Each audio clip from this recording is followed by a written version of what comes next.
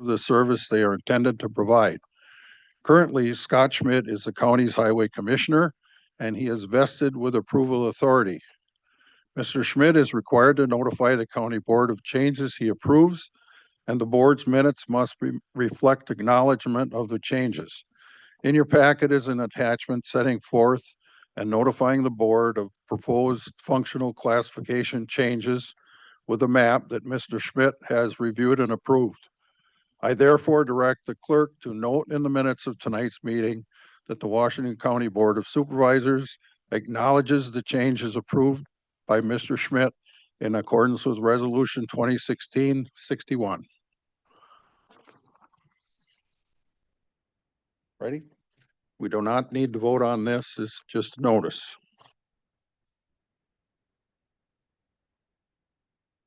Our first order, minutes of May 13th. Any changes, discussion, questions?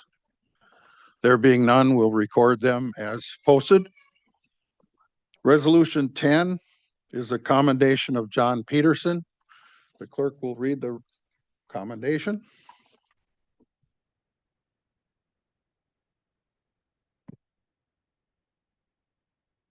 Whereas John Peterson has contributed 26 years of loyal service to the citizens of Washington County, and whereas John Peterson has chosen to retire from his present position of corrections officer with the sheriff's office, now therefore be it resolved that the Washington County Board of Supervisors pause in its deliberations to pay tribute and to commend John Peterson for his 26 years of meritorious service.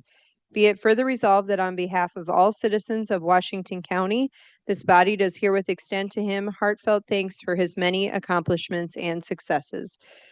Be it further resolved that a copy of this resolution be forwarded to John Peterson as a token of appreciation on the part of this board.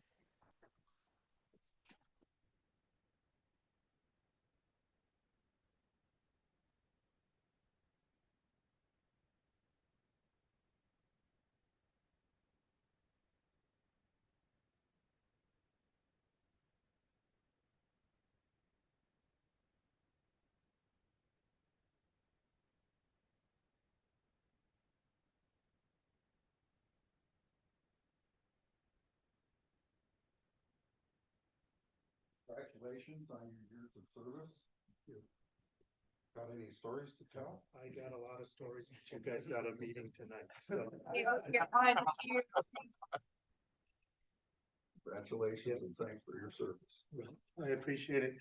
I just want to say there's so many people to thank within the sheriff's office. One is standing back here, Captain Lehman. We were just talking, we went to jail academy together, 26 years ago. That was quite the time back then. It's been a long ride. The one person I do want to thank is my wife. She went through these 26 years with me. She's blushing. No, she's been there through thick and thin. She was going to family functions without me when I was working, doing family functions with the kids. She was my rock. So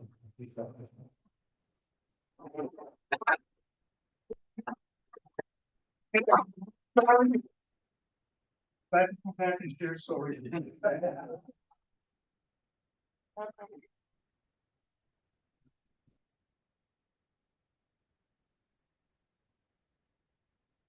Next up is the condemnation of Jeanette Lidke. Commendation. Go ahead, clerk.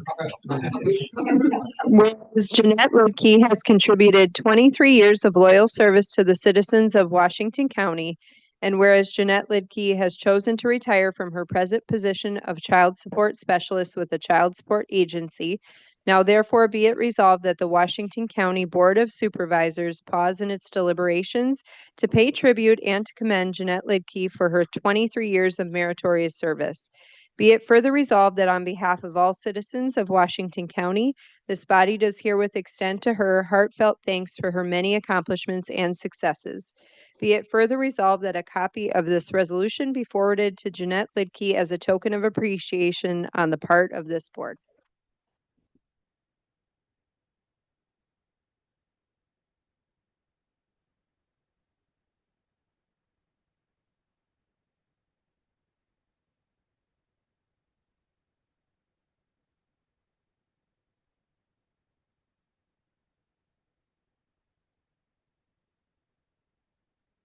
You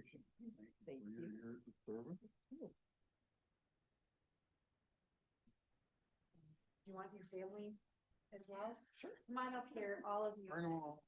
Yep, bring them up here.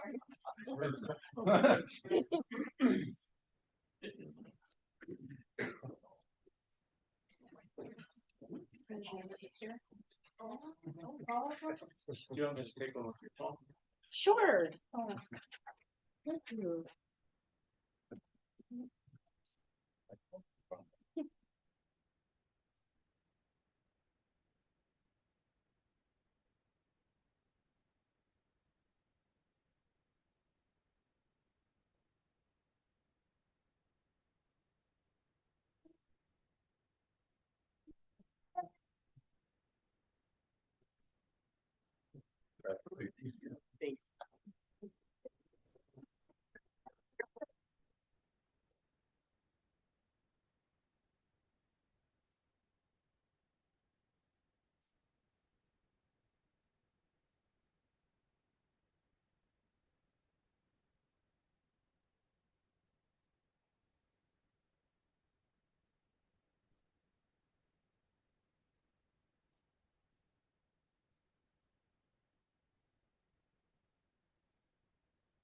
Next on our agenda is 2026 Ordinance 1 to amend Section 7045 relating to fees.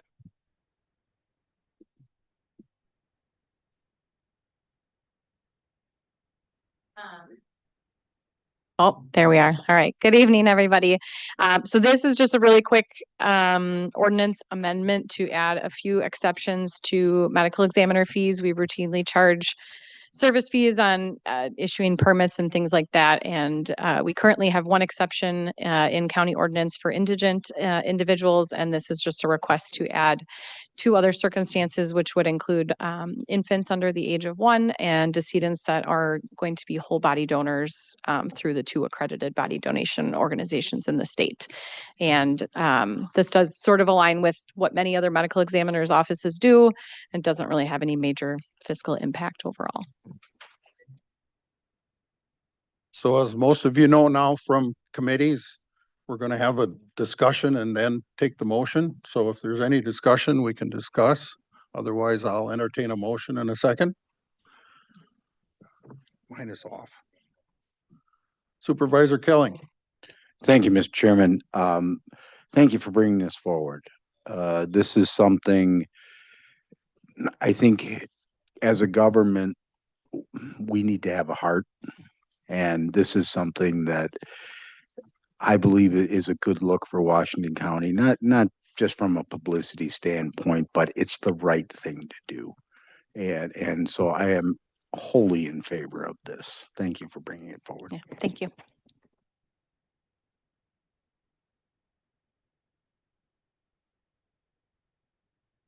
Supervisor Gallitz, or Thank you, Chair. So to that end, it says may be waived. Should that be changed to shall be waived, or is it incumbent upon a person or family to request it to be waived? So I'm just curious. Yeah, The that's a good intent point. is- We probably could change the verbiage to be shall, sure. So I would make well, we don't have a motion yet. yeah, so you can make the motion with that change. Okay. I'd make a motion to approve the section 17040 change, replacing may with shall be waived. Do we have a second? Supervisor Krebs, second. Further discussion? Supervisor Krebs. Thank you, Mr. Chair. I would just like to echo the previous comments. I think this is definitely a good common sense thing that we can incorporate here. So thank you.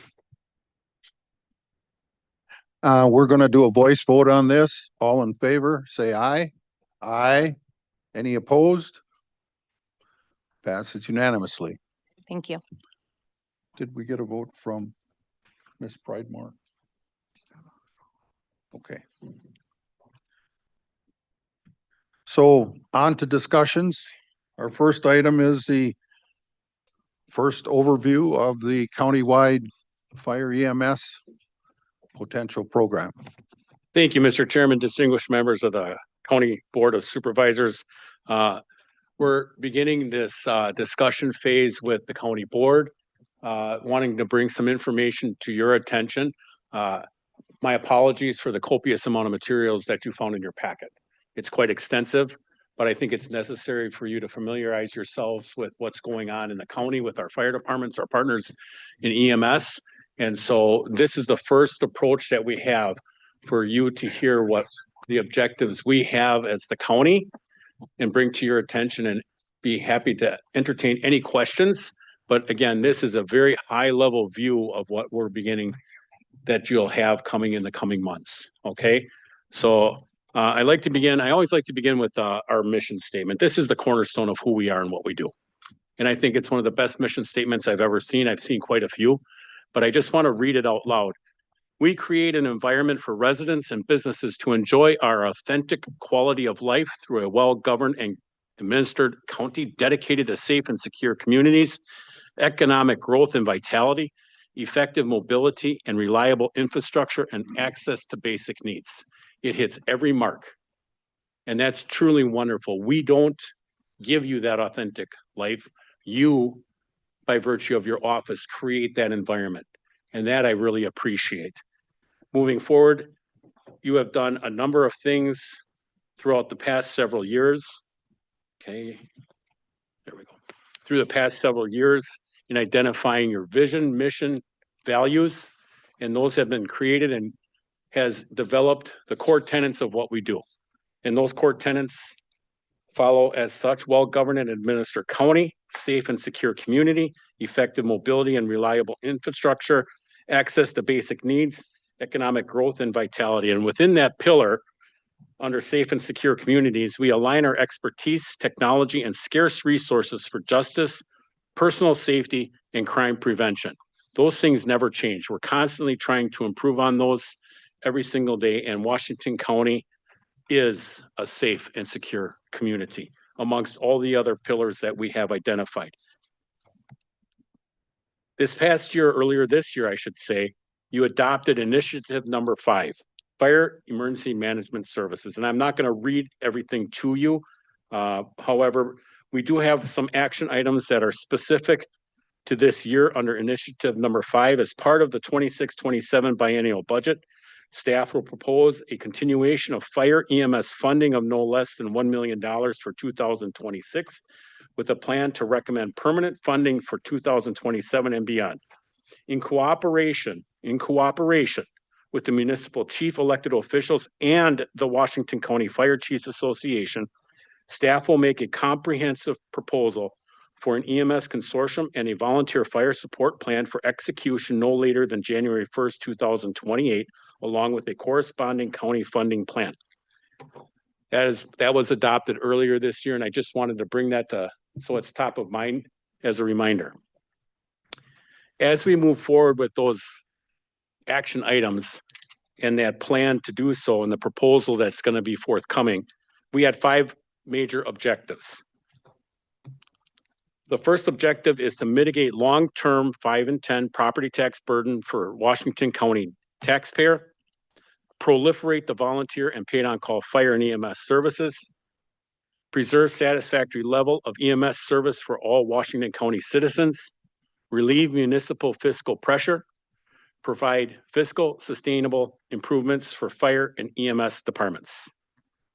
Those were our 5 objectives as we continue this process and exercise and trying to bring a proposal forward to you for consideration. Just a little bit of history. In 2023, most of you who were here heard the Washington County Chiefs Association come to you asking for help. We need help. They saw some issues on the horizon. In 2024, you heard the Washington County Fire Chiefs Association and you did support them. And you supplied a fire and EMS grant in 2024 for in the tune of $1 million. You did the same thing in 2025 and again in 2026. In 2026, we stood up a work group committee that was made up of all the stakeholders. 3 from the chief elected official group, 3 from the town, village, and city administrator group, and 3 from the Washington County Fire Chiefs Association group. And we have been meeting since February of this year. 2026 also incorporates the countywide EMS proposal that's currently being developed. We have a distinct opportunity. We are one of 72 counties that has the ability under statute to exceed levy limits in the creation of a countywide EMS system. No municipality has that. Municipalities are bound by net new construction, and so they're capped. So as costs continue to increase, service call demands are there, they're stuck. And the only mechanisms that they have available to them are as listed. They can have a referendum, they can borrow money, they can cut services within their own budget, they can shift funds internally, robbing Peter to pay Paul, or create new taxing districts, such as a fire fee tax district, if you will. That's one example. This next slide, I want you to pay particular attention to. Inside your packet, you have what was requested of the fire chiefs, and all of them did respond, and we asked them for 5 and 10-year projections. That's difficult. It's difficult for any government entity to do because we just worry about tomorrow. We worry about the next year and how we're going to move all the shells around to make next year work. So they did the yeoman's work and put together 5 and 10-year projections. That gold line that you see is what is available currently under net new construction. That blue line reflects the data that we receive from the fire departments and what those projections look like over 5 and 10 years. That blue line, I want to reiterate this, that blue line reflects just the fire departments. That gold line is net new construction that our municipal partners have available to them to run their entire municipality. Cost the increase. So that's very important to recognize. In addition to stretched resources, the demand for EMS services is increasing rapidly. So in 2018, we were running about 11,000 runs a year. In that 7-year time frame, that has increased 50%. So you can imagine in the next 7 years, it will double. And that's the challenge that our fire and EMS departments have. The population and demographics of our county, this dates back all the way to 1970. So over the course of the last 50 years, our population has increased 114%. In that same time frame, that population that is in Washington County, you can see from 2010 to 2020, the demographic of the ages that our population is. We go to age 65 and over, that is rapidly increasing, and it is only picking up speed. This is just another graph to show you the bell curve based on female and male populations. The tip of that spear, 85 plus and lower, will soon become the 55, 60, 65 line graph, and it will be much larger at the end of that graph. In Washington County, we have a number of volunteers, thankfully. And I do want to identify that even amongst yourselves, we've had members of our county board serve in that capacity as volunteers, and I appreciate that significantly. And we still have a robust volunteer group, but it is dwindling rapidly. There's a number of variables that we can identify within that logic. 2-income families are necessary. Time is brief. And so it's not just dedicated to volunteerism for fire service. That's in everything. Rotary clubs, church volunteerism, there just isn't enough time. This graph shows you a little bit better of the age distribution of our volunteers. So our sweet spot is the age between 35 and 44. And you have more that are older that are volunteers and have stuck with the fire service, and less at the 25 to 35 and under 25. So we're getting fewer people to get into the service, but the longer you're in it, they tend to stay longer. I have some volunteers, I shouldn't say I have. We have volunteers in the county that have served well over 50 years. So that's extraordinary. In closing, I come back to the objectives that the county has pushed forward to mitigate long-term 5 and 10-year property tax burden for Washington County taxpayer. Our proposal checks that box.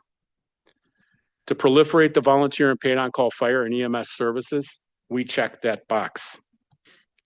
To preserve satisfactory level of EMS service for all Washington County citizens, it checks that box. To relieve municipal fiscal pressure, our proposal that's being developed checks that box. And lastly, to provide fiscal sustainable improvements for fire and EMS departments, checks that box. And I want to add one sentence to that last piece: to provide fiscal sustainable improvements for fire EMS departments while maintaining local control and autonomy for the agencies that provide that service. Any questions? Supervisor Bossert. All right, so I saw this last month at Public Safety. I've had a month to think about it, ruminate on it. One of the goals is to mitigate the tax burden. But one of the things we're looking at doing is we're looking at exceeding our tax levy limit to provide funding. Yes. So that sounds contradictory to mitigating the tax burden. And when we think back to the anti-crime plan, yeah, that was a situation where we could have increased taxes. And instead we chose to go to referendum. And our philosophy at that point was that we were not elected to raise taxes. So that's something I'm kind of working through. I understand the need. I definitely don't want to neglect the fire departments. We need fire and EMS. And as you mentioned very clearly, that need continues to grow. But I'm not sure I see us mitigating costs in this plan so far. If you go back to that screen with the gap, if you can go back there. Yeah.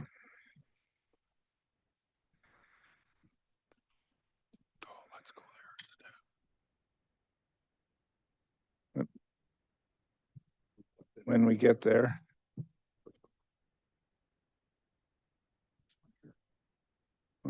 All right. Okay. So when we start getting out to the 7, 8, 9, 10-year mark, that gap starts to get, especially at 10 years, that gap gets really big.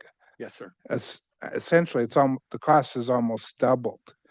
Is it really going to be the county making up that entire difference? No, sir. Is that sustainable for us? Our objective is in the proposal that we're going to be bringing to you is that line between blue and gold will be the assistance the county will provide, given your approval.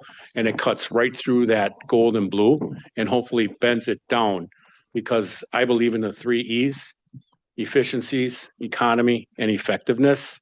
And that's the objective, truly. What we're trying to achieve is assisting our municipal partners through shared services to assist them in trying to meet the objectives in providing the service of fire and EMS. And ultimately, when we look at these things, I mean, this past April 7th, we had 6 measures for referendum for public safety statewide. 5 of 6 of those failed. And the only one that passed was in Wausau by a margin of 50.5% to 49.5%. This plan would help mitigate that and hopefully bend it down so that we can achieve success through that regard. This is probably our proposal is probably the most conservative thing we can do to help our constituency. And I think you just hit on something important, because that blue line, if we don't change, that's our cost. Yes, sir. If we don't start changing our costs and reducing those, if we extend that out another 10 years, I can imagine how much higher that gets. You're directly on point. Yeah, so that's going to be part of the proposal we're going to see at public safety, is how we're going to bring that blue line down. Is that right? No, the blue line is the projection, 5 and 10-year projection. Right.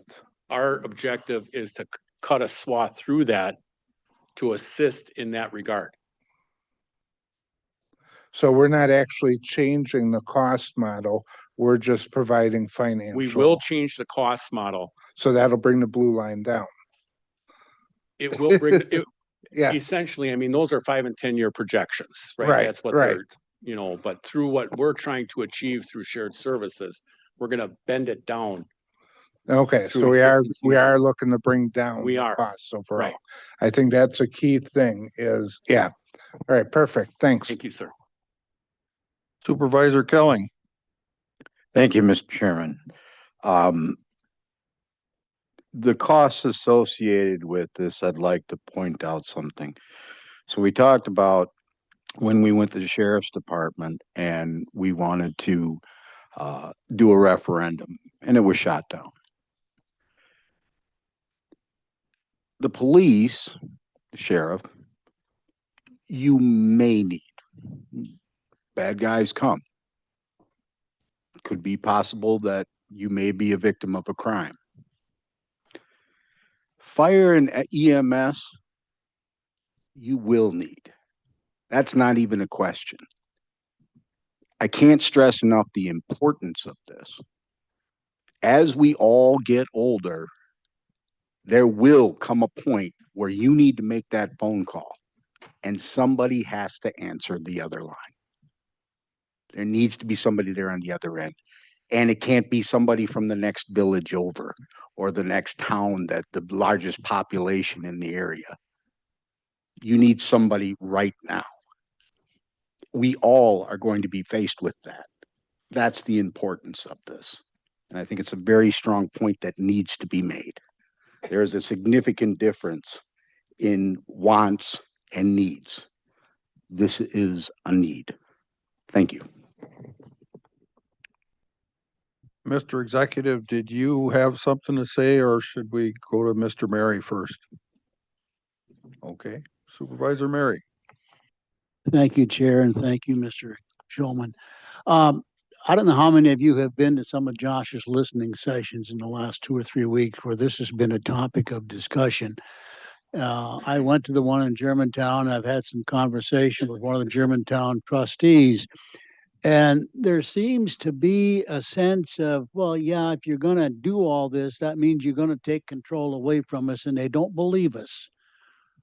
What do we have to tell these people, or what can we do to convince these individuals that, hey, we're not Big Brother, we're not going to intrude upon you. This is really in fact, a gift that we want to give to you and to all of our citizens. You heard the discussion in Germantown, and they quite frankly, they just don't believe it's true. How do we counter that? Thank you, Supervisor, and I appreciate that. That has been something that we've had to overcome. It's been difficult, but it's constantly messaging it, constantly communicating it, that we are here to support, just like we do with all the shared services that you have all approved in everything through the dispatch, through sheriff, through IT, through GIS. We just want to be able to share the services and the abilities that are provided to us through statute. And it's just the constant communication to everybody. And I believe that for the majority, that has been the case. There is no more discussion about the county wants to take it over, or you're going to tell us how to operationally function our local departments. So it's a great question, but it's community engagement. It's getting out into the public, and we do have a plan for that, but that's definitely what we need to do, and just constantly communicate it. But no, we are not taking over at all. And that's on live television. So. I believe you, but they don't. Yeah, millions of people are tuning in. County Executive Showman. Thank you, Mr. Chairman. Let me just start by saying, you'll recall, yes, the fire chiefs were standing in front of you in 2023. And out of our 20 municipalities, 75% of them went to referendum asking for help in a different way. And we've been working with them on shared services ever since then to the tune of millions of dollars. This was identified early on in your strategic planning process a few years ago. So it's important to acknowledge that we're already in this game to the tune of $1 million. And I think everybody at least from what I remember in that strategic planning process, acknowledged that was going to be there was going to be some kind of continuation of that. I think that's important for your public policy decision-making process, that we understand we've largely committed to doing something. Now the question is, what do we do and what's meaningful and what helps bend curves? Both curves, right? So I think when we compare what happened with the anti-crime plan referendum to what's being discussed now, we need to be very cautious, because when you compare it to what Dave just shared relative to the 6 referendums that have happened statewide, what we're talking about with the anti-crime plan was brand new positions. We were growing, openly admitting this would be growing the size of county government, would be growing the sheriff's department. What we are talking about here, that blue line is not growing. That blue line is cost to continue for fire and EMS. You're talking about, salaried positions, wage increases, health insurance, and by the way, the equipment costs, which 5 years ago to today have almost doubled per apparatus. So you're talking about a ladder truck that used to cost $1.5 million just 5 or 6 years ago. Today costs $3 million and takes 3 years to get delivered. That's the kind of stuff that helps drive those numbers. To make the situation more urgent, and the reason we have really pressed fire chiefs and chief electeds that we have got to solve this by this November, really what it boils down to is, if we're going to solve for this issue today, what is the alternative for referendums for the places that don't have solutions? We've already watched Germantown go to a referendum for fire and EMS. We've already watched Richfield go to a referendum for fire and EMS. They are publicly stating they're coming again in the next 2 or 3 years if we don't do something. So when you ask chiefs, what do those projections look like and how do you get to them? The next question becomes, well, if we do nothing and we stay on the gold line, how long until you go to referendum? Out of the 13, 8 of them self-disclosed, we will go to referendum in the next 5 years. Now, some of that admittedly is for positions. Most of that is for cost to continue. Germantown and Richfield are the prime examples. Richfield created a brand new municipal department. That is undoubtedly growing government in a way. The next referendum is just to keep paying those people. And that's the bind that municipalities are in. Now you're looking at per capita costs on this particular side. If you break it down into total costs, fire and EMS for all departments countywide, our analysis shows that's approximately $18 million. Their actual cost, dollars and cents, goes up about $10 million in the next 5 years, just based on their projections. Again, we do 6-year financial planning. Most local governments don't. 10 years, that number doubles. So to Supervisor Bossard's point, you have to figure out, how do we bend the top curve? No doubt about it. But you also have to acknowledge those costs are just going up, and there's no way to avoid it. And the best example of the discussion revolves around, how are EMS departments funded, specifically EMS departments? Most of you sitting around this Diaz were part of the conversation about the business we used to be in that was largely Medicare, Medicaid funded, the county nursing home. And remember what the reimbursement on county nursing homes was when we started that conversation? 55 cents on the dollar. Well, nursing homes changed, right? In the middle of our discussion, who hasn't changed? Ambulance services. So their subsidies are a byproduct of CMS being horrific. It's still bad. It's still not a ton better for Samaritan, but it's equally as bad here and worse. And for the county, now we all started this discussion by talking about our strategic priority, where we have already committed something. But you go back 2 years ago, when we finally made the decision on Samaritan, I think we can all agree there was on average about $3 million in subsidy, albeit not budgeted, but by the end of actual expenses, $3 million per year we were pumping into that building that was that was taxpayer dollars, right? And that boiled down to about 12 people that we were helping. This is 140,000 people. And we're talking in those same ranges of dollars. there's no way the county can step in and solve this problem writ large. Dave's point, the county takeover concern, if you watched what I said on TMJ4, I laugh it out of the room. You really worried about losing local control? That same state law that Dave referenced allows us to create a county EMS department. We create a county EMS department, our dispatch only dispatches that department. We are in control, problem solved, nobody else is getting calls. That is a takeover. This is a partnership with 13 fire chiefs.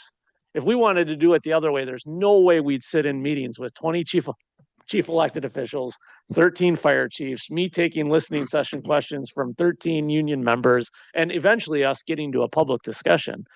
The way, in my opinion, the only way you bend that blue curve is to somehow retain and support that paid on call volunteer model that has helped sustain us for 150 years.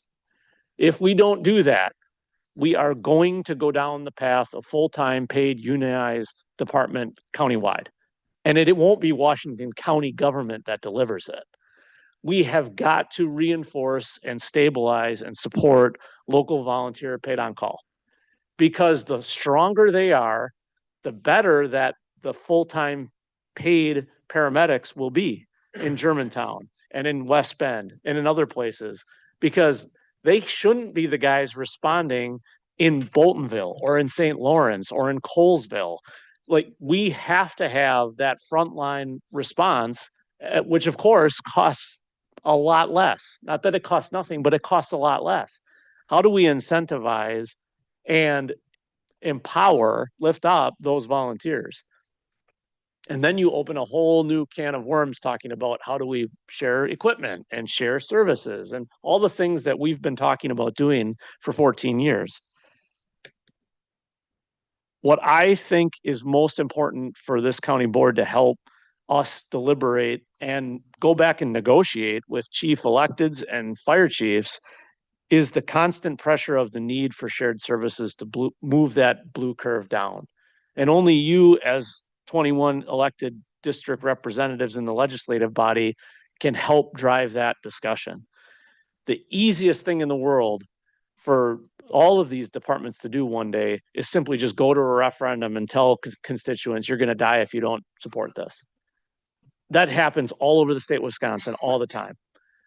But people have had it up to here. I hear it on doors when I knock doors all the time. So the question isn't, how can we do this cheaper? That's not real. That would be us doing a complete takeover.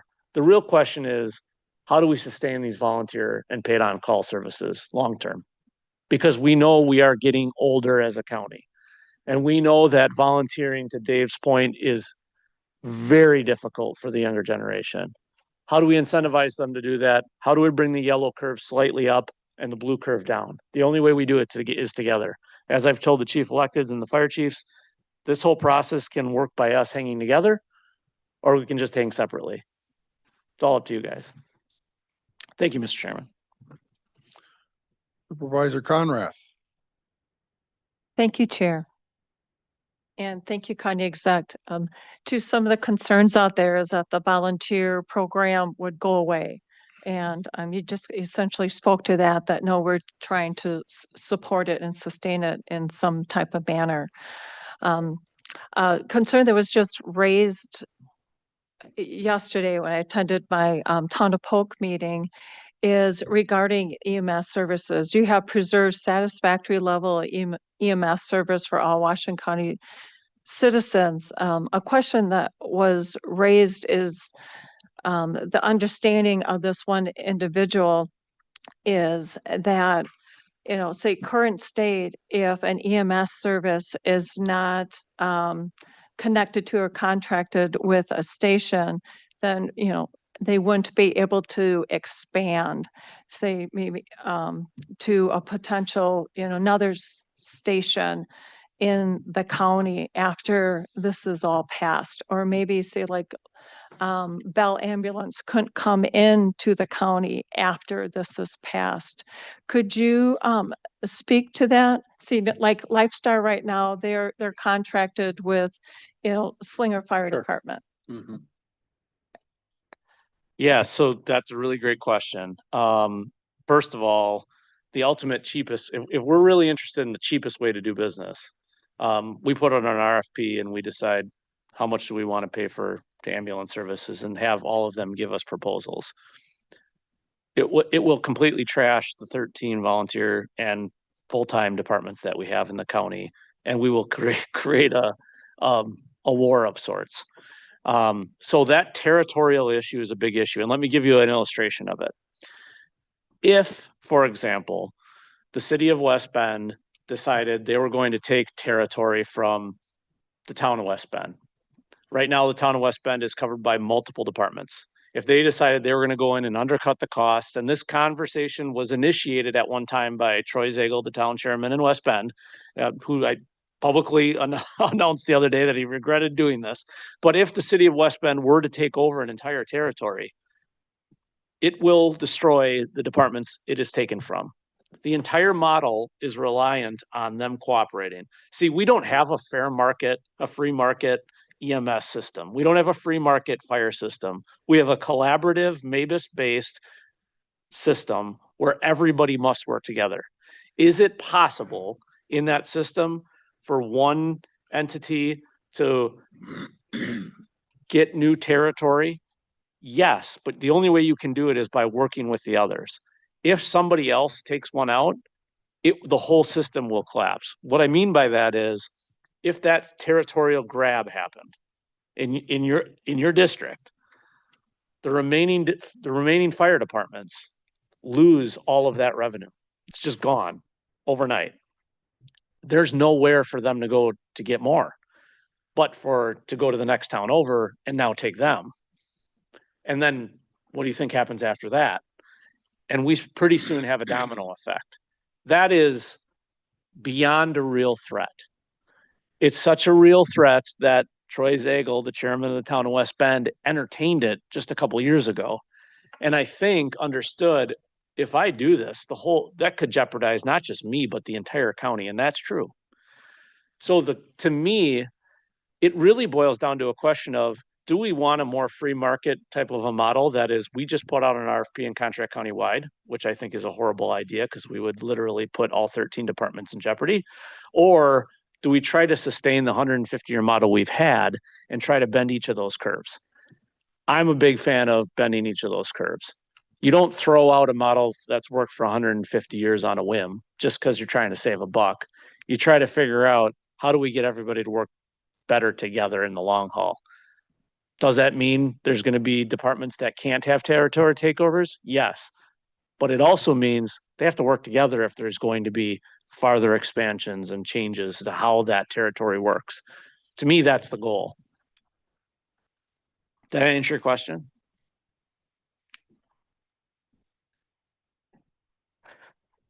Depends. It depends if you're the takeover or the takeover E. You're welcome.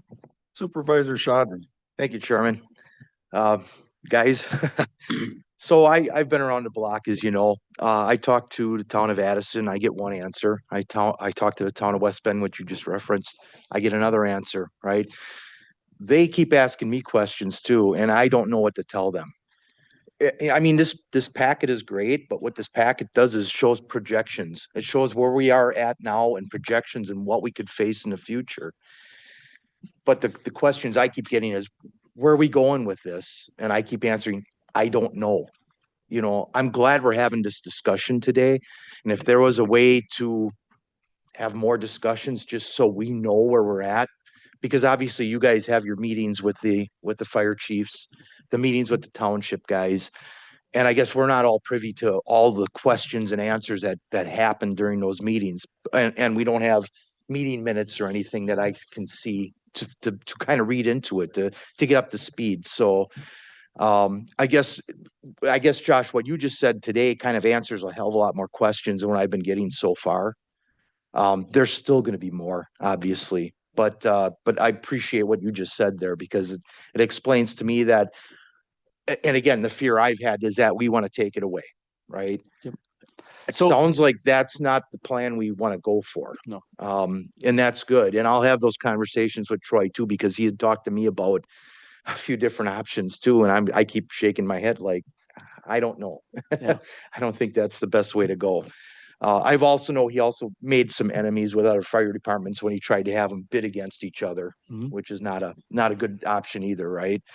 So again, I look forward to seeing what answers you get and which way we go in the future. But again, thanks for sharing that with us.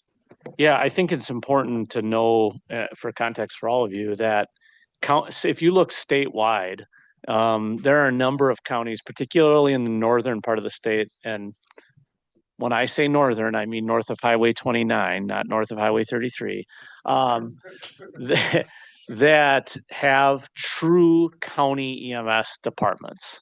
Okay. County EMS chief, county staff, county ambulances, county shops. Okay. That is not typically how it works in the rest of the state. And you can imagine we're talking relatively small populations, very rural counties for the most part.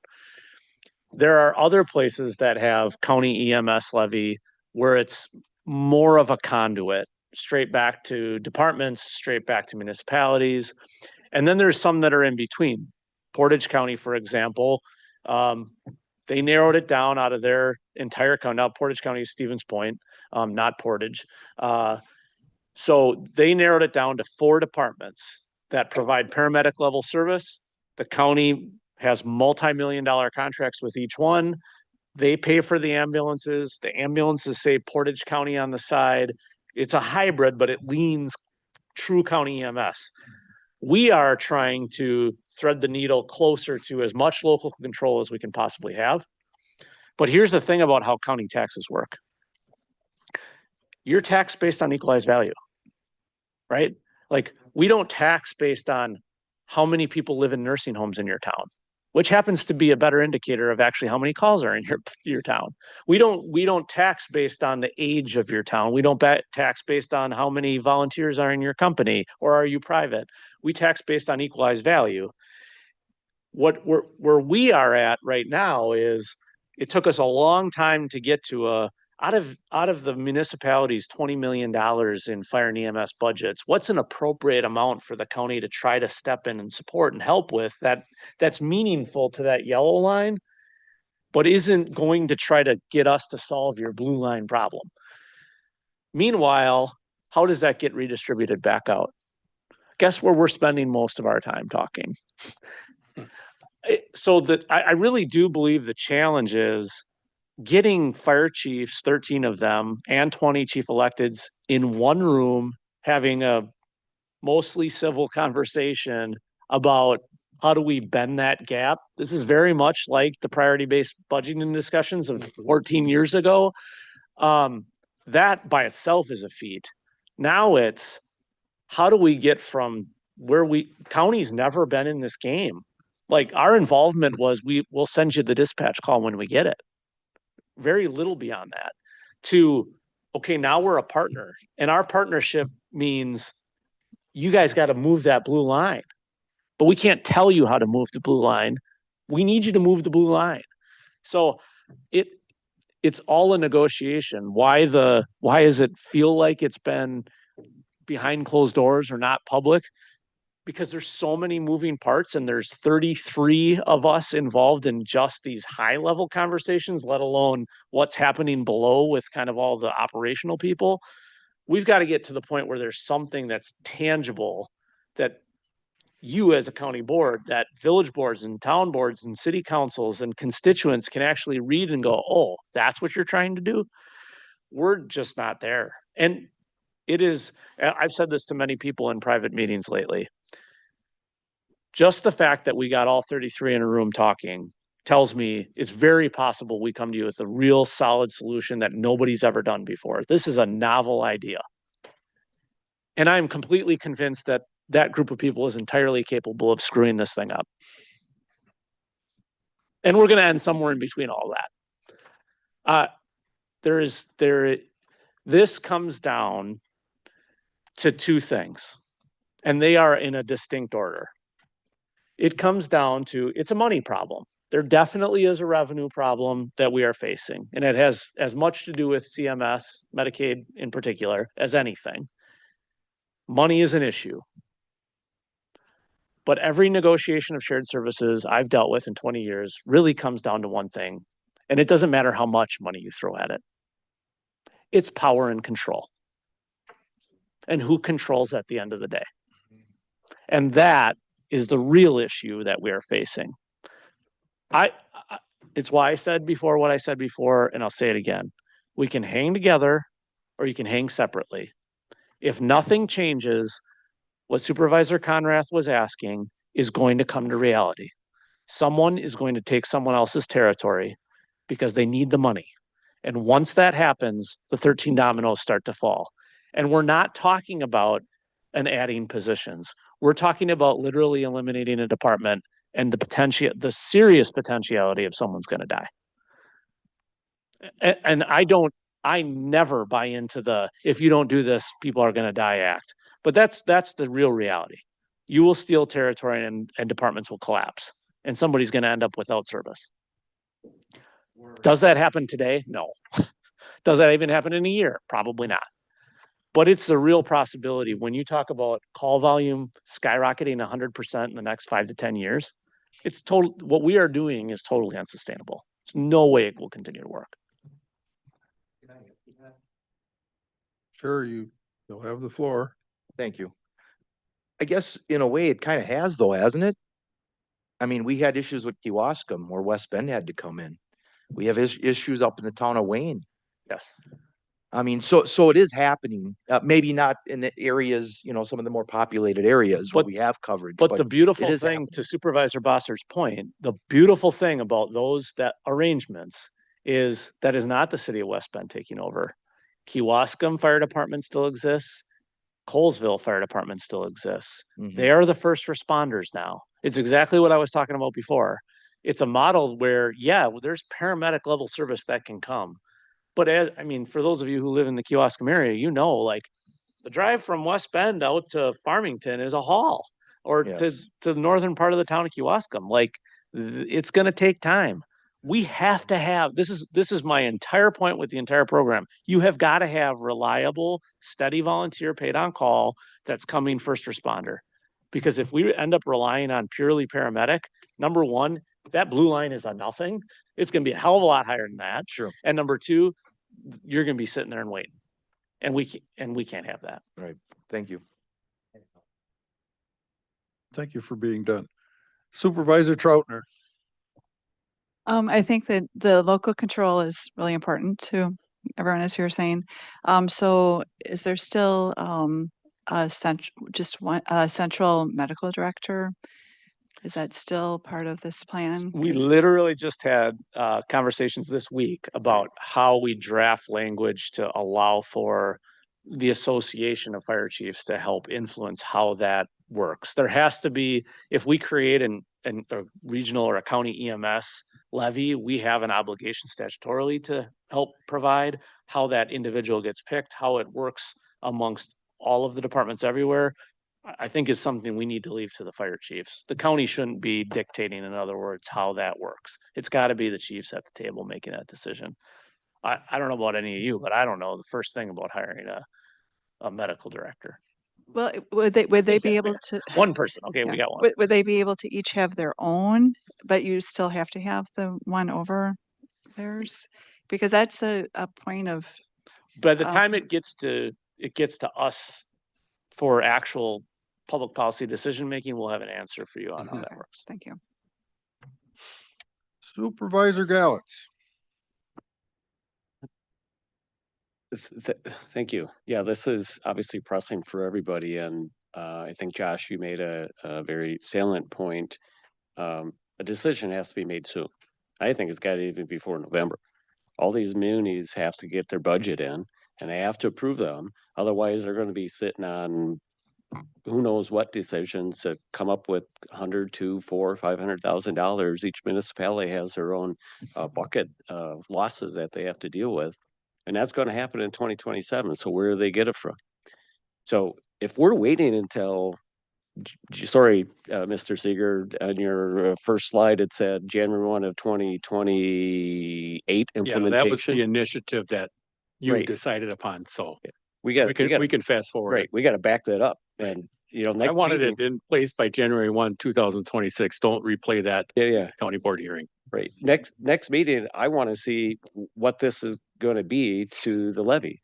So we Yeah. can talk to our constituents and say, look, this is a reality, whether you like it or not. And how much is it going to cost, and is it worth it to you? And I would suspect you're going to have a few naysayers like, I don't need that. Mhm. We don't need that coverage.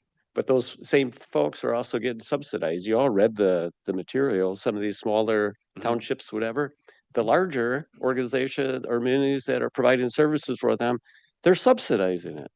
You guys, I'm a broken record. I keep all of our decisions the last few years. It's like, why should one taxing authority subsidize another? So this is equalizing that to some degree, right? And that should be the right answer. We all need the service. We all should be collectively paying for it.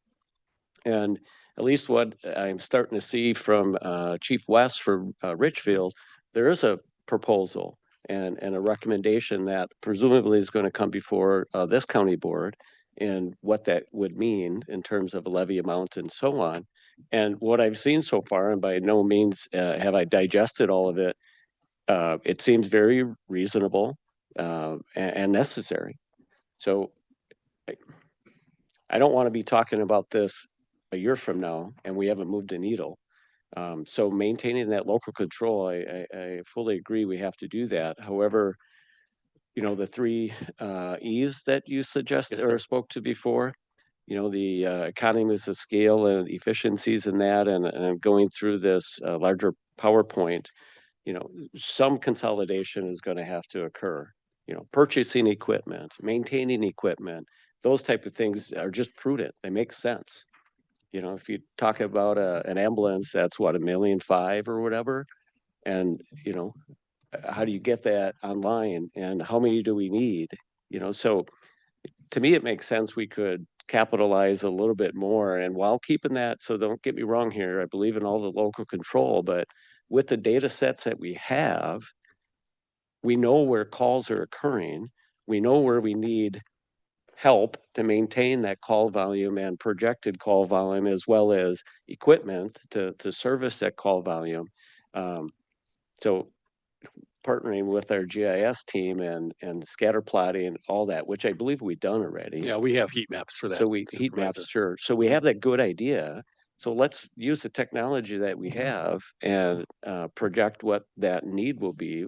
So when it comes to coordination of equipment purchasing and maintenance and that, I think that's all the right thing to do. So again, I'm just hoping, you know, within the next 2 months, we have something we can go back to our municipalities because they need to make a decision for their budgeting process. Thank you. Thank you, Supervisor. Supervisor Bossert, you were first, so I'm going to take my turn now, please. I've been to going to these meetings, and if you could see from my communications for the month, I go to one meeting and I'm optimistic, and I go to the next meeting and everybody's fighting over how to divide the pie. And what it comes down to, what some of the numbers have been thrown around, say we stay at the 1 million now or a little more next year. The way that blue line goes, in 8 or 10 years, we're up to about 10 million bucks. So then the county board becomes a rubber, we're just stamping checks. Here you go. We're raising the taxes again. We can't get to that. And the only way we don't get to that is the 3 E's. But we can't control, we can't tell them they have to consolidate. But everybody knows we got 5 or 6 ladder trucks and we need 3 in the county. So the idea is they have to work together to get these efficiencies, to get us way more efficient, and then we bend the blue line down. But I don't have an appetite for getting up to $10 million in this EMS tax in a few years, because I don't want to put future county boards in that position. But like Mr. Kelling said, we're gonna need it. We're all tipping over someday. Sorry. So you know, this is a real thing, and I agree with Mr. Gallitz. We need to have efficiencies. We need to do something. It's an easy sell for him and his constituents because they're probably going to referendum this year. So maybe we bail them out, but your turn. All right, thank you, Mr. Chair, and thank you for those comments. Between your comments and the county executives, I feel a bit better about this. The county executive mentioned priority-based budgeting, and I think that's relevant. I was here when that first was rolled out. For those who weren't here, they took everything the county did and they put it into four different priorities, four different buckets. Priority one being the most important, priority four being the least. So things like sewer pack, I think that was a priority four item, maybe it was a priority three. There were some other things like that. There was a senior conference, which it was nice that we did, but that was a priority four item and it ended up, we eliminated our funding for that. When we look at this very clearly is a priority one item. I think everybody in this room recognizes that. Nobody is dismissing this or saying we don't need EMS. We absolutely do. One of the interesting things about priority-based budgeting was it was entirely based on controlling cost. It wasn't based on finding new money. It was based on controlling costs, bending that blue line down. So I'm glad to hear so much discussion on that because I agree 10 years from now, $10 million a year, that's not sustainable. And go out 20 years, how much bigger would that be if we don't change those two lines and the county just covers that difference? So that's one of the things I wanted to make sure of is we're not just throwing a bunch of money to cover that difference. And I'm hearing we're not. So if that's I may good. interject Yeah, go real ahead. quickly, the fire chiefs started out asking for a 25-year agreement.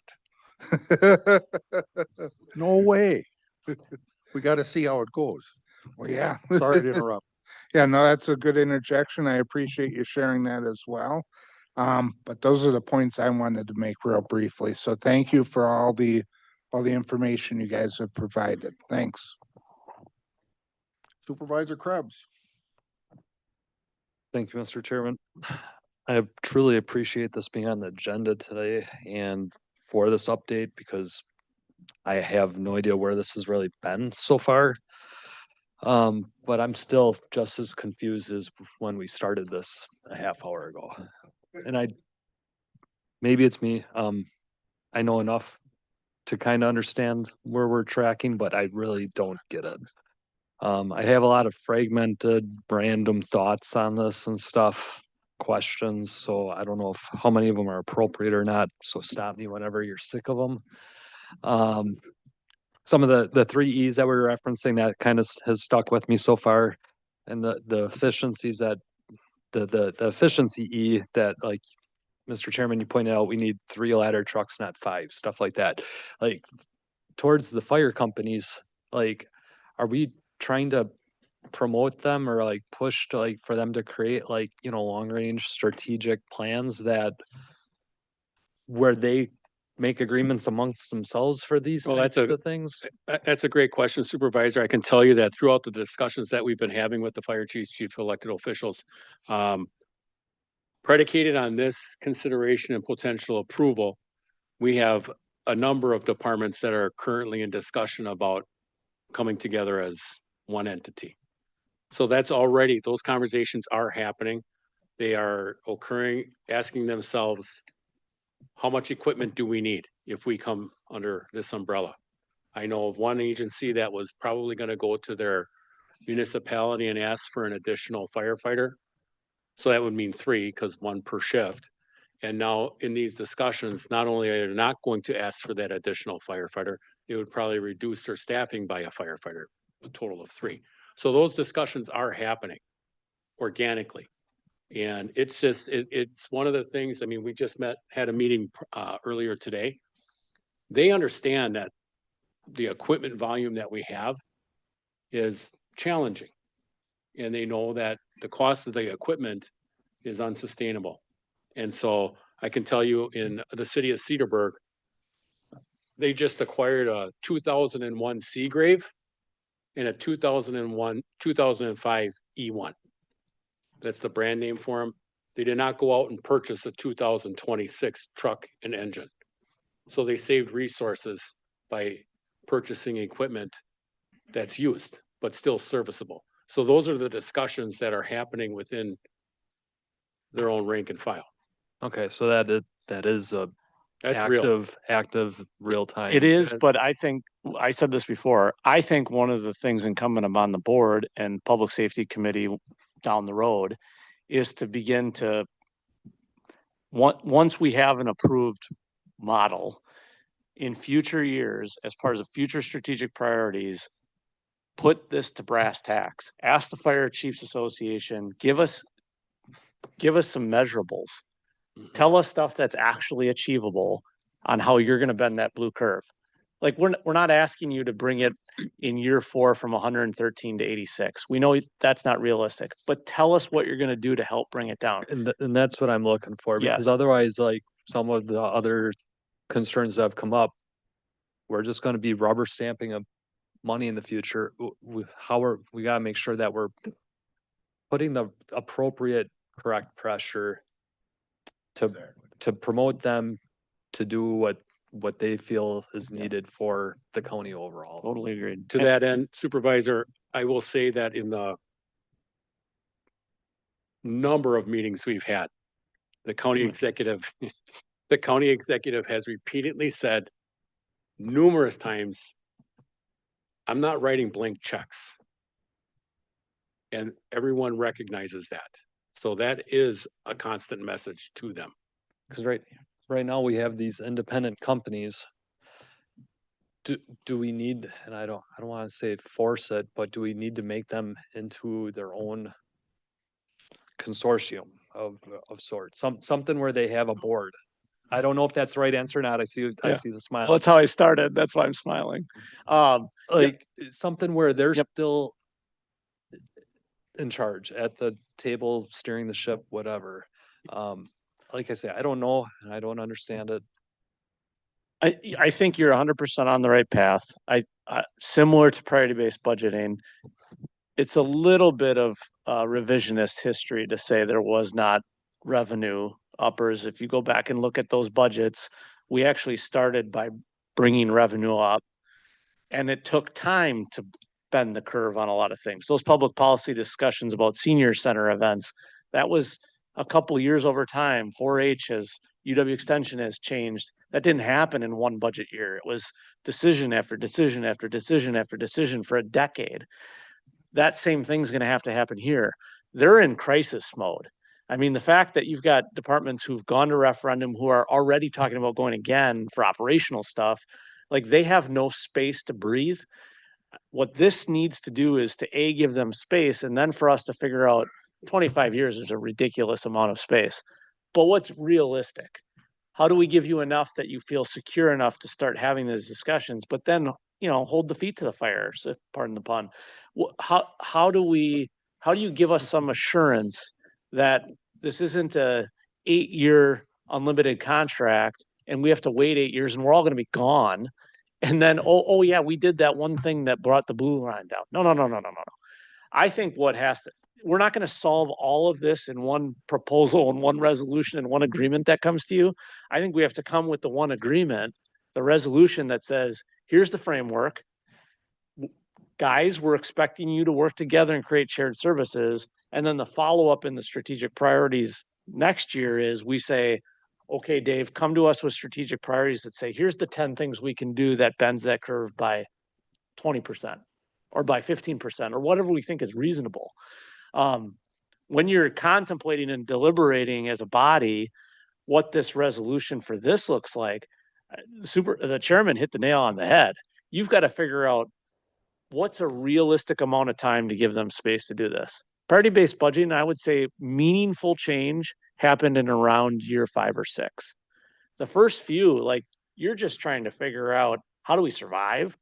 And then the changes that you make in year 2 and 3, you guys remember, you make them then, and it's 2 or 3 years before you finally see the curve start to bend. So I won't have that answer. The municipalities aren't going to give it to you. The fire chiefs have ideas, but nothing concrete. I think you got to give them a little rope to be able to actually do it, and then get us all to hang together. Use the rope to hang together. I suggest you don't use it for the other purpose. Next question's jumping topic or direction. You cited the northern counties and how they have a true county EMS system in place. How do they handle like EMS versus the first responders? Because you said locally here, the first responders are still going to be such a massive, important role in this. Like, Do you want to start? I could start. how Yeah. what's the response time up north of a first responder versus a EMS, and what is it here, or what are we trying to maintain or aim towards? Well, I mean, now we're getting into the weeds, but that's okay. I love North of 60, you know, obviously the EMRs are critical. He's talking statewide. Oh, statewide. Mhm. You're talking I'm statewide talking or northern just the county? northern counties and Well, I or can tell you versus northern us. counties, sometimes they don't get a response. Sometimes it's 20 minutes, sometimes it's 30 minutes. We're not there. That's why the volunteer companies are so critical. And the relationship that Kewaskum and West Bend has, that's a fantastic model. Like, as the executive said, like, that's absolutely critical. But if we don't have the volunteers or the paid on calls, that paramedic level service is delayed. They will get there, but it is delayed. The best indicator of the places in the state where the volunteerism has waned and the county response is all you can rely on, and sometimes it's 20 minutes and sometimes it's 45, are the same places that are having school districts close. Because if your school districts are closing, that means you don't have families. And if you don't have families, that means you don't have people in that middle column of 35 to 45 who are also your volunteers. The volunteers paid on call, those are the first responders. Yes. Yes. They're not transporting though, correct? Like No. you In have most to wait cases, till no. a paramedic, till Right. the true EMS. Sorry for the wrong verbs here. Oh, that's fine. There's Are hybrids actually in there. between, right? Like Yes.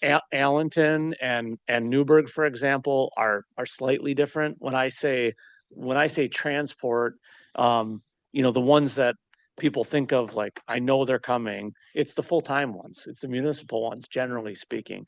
I mean, if you talk to Allenton, for example, like Allenton works until a couple of people with last names that are the same go away, and then it's over. Yep. And everybody knows it in town. So I don't put them in the same bucket. They are like a first responder plus right now, and that timeline is short. So for the northern counties, that's why they've gone to the county is the only game in town, Because the first responders are gone. because it's just so hit or miss. You jump in a different direction again. You talked about right now county taxes or levy is all based off of assessed values. If we Yeah. increase or raise money that way and Yeah, stuff. collections are, yes. What type of conversations have been had with the municipalities about this? Because some of these municipalities, and I'll bring up one of your favorite topics, TIF district usage. We're increasing the demand, but we're not capturing those tax dollars. Or they're being appropriated in a different direction. So I alluded to it, and I don't want to get too deep into it because again, I know the frustration is there's not a lot of meat here. This is a very high level conversation, but it's because we're left with trying to negotiate the weeds, which are critically important. But we're not there. The interests of a town that contracts with a municipal department are different even than a town that contracts with two volunteer fire companies, which is different than a municipality that has its own municipal full-time department. And we've got that 20 times over. Yeah, yes, those places that have high property values, and you know who they are in the county, extremely high property values, but don't deliver any services inherently pay more than the places that have lesser property values, but do deliver the services. Whether it's the sheriff's office, whether it's our mental health services, no matter what county service delivery we're providing, those places are paying more for it. Their portion's higher. It's because we have a property tax system in Wisconsin and not a sales tax system or an income tax system. It's not perfect, but where we're stuck at the moment is, Chairman said it earlier, fighting over slices of pie. What's frustrating about it is we're literally now arguing over thousands and tens of thousands of dollars. And we're dealing with $1 million issues. And literally this is, you know, health and welfare stuff. So there isn't going to be a perfect contract where all 20 municipalities, all 13 departments get exactly what they ought to get 100%. But we are well beyond 80.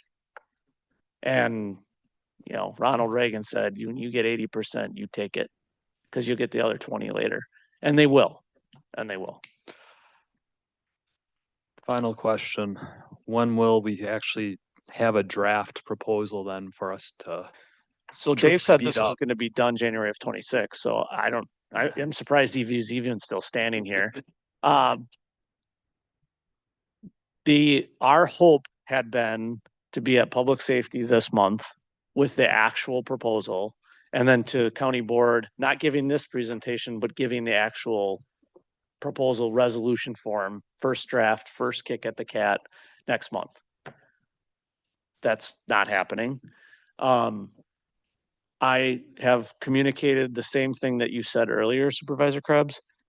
Final approval here has to be in November, which means consideration of the first draft happens here no later than August. Like, you guys cannot drag this out. And I said to Supervisor Conrath before the meeting, and I've said it to several chief electeds recently and the fire chiefs, some of them would like this to get punted a month. Some municipalities like Richfield and Hartford need this now, 2027. Some of them have a year or two, and they're pretty quick to say, this isn't my problem right now. I've got a couple years before I need it. Well, good for you. We can't help that. However, the window of opportunity to solve this problem, and you guys know this better than anybody, is about 4 more months, because this isn't the only issue you have to decide. We've got a public agency center. We've got the corridor redevelopment plan. We've got a compensation plan redo it's almost been 10 years, believe it or not, since we did the last one. Like, we have multi-million-dollar decisions above and beyond just helping fire and EMS. This is incredibly important. It's a top priority. There's no question about it. All of those other things are coming, and they start next year. Oh, and by the way, a bunch of the chief elected sitting around that table, they're up for election in April, and they might not be the same people come next May. Yep. Like, we have got to get this done. Either we do it now or we don't do it. Thank So you. I expect to be in front of you again, with an actual proposal, and I mean you, the county board. I expect to be in front of you by August at the latest.